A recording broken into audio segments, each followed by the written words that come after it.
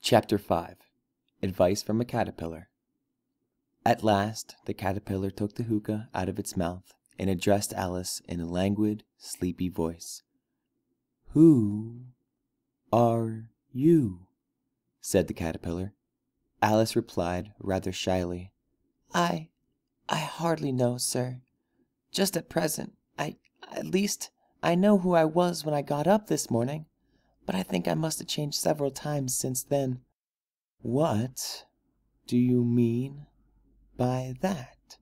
said the caterpillar sternly. "Explain yourself." "I can't explain myself, I'm afraid, sir," said Alice, "because I'm not myself, you see. Being so many different sizes in a day is very confusing." She drew herself up and said very gravely, "I think you ought to tell me who you are first." "Why?" said the caterpillar. As Alice could not think of any good reason, and the caterpillar seemed to be in a very unpleasant state of mind, she turned away. "Come back," the caterpillar called after her.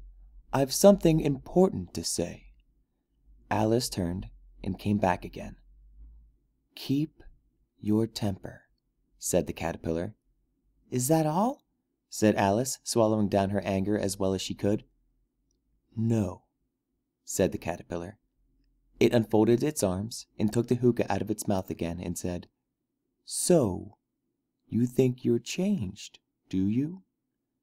"I'm afraid I am, sir," said Alice.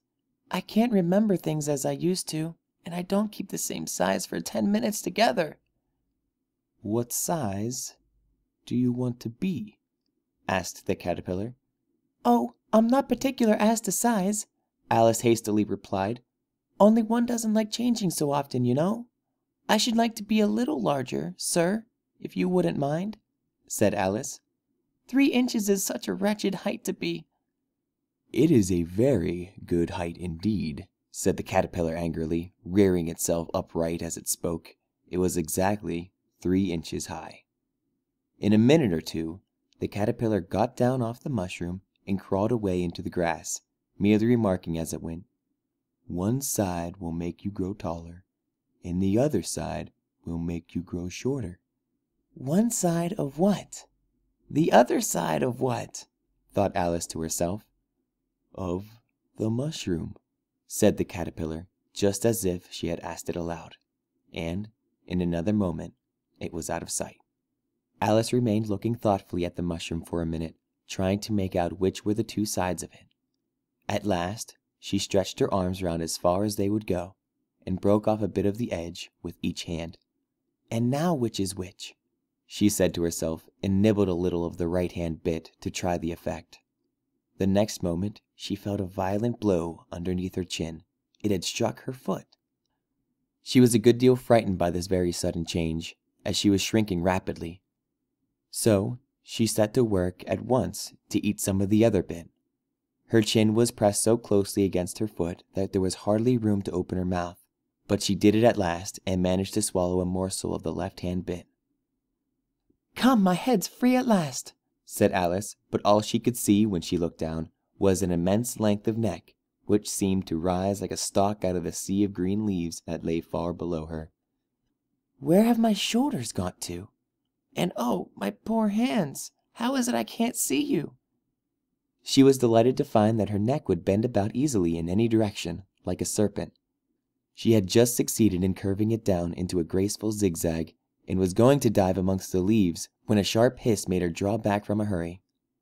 A large pigeon had flown into her face and was beating her violently with its wings. "Serpent!" cried the pigeon. "I'm not a serpent," said Alice indignantly. "Let me alone."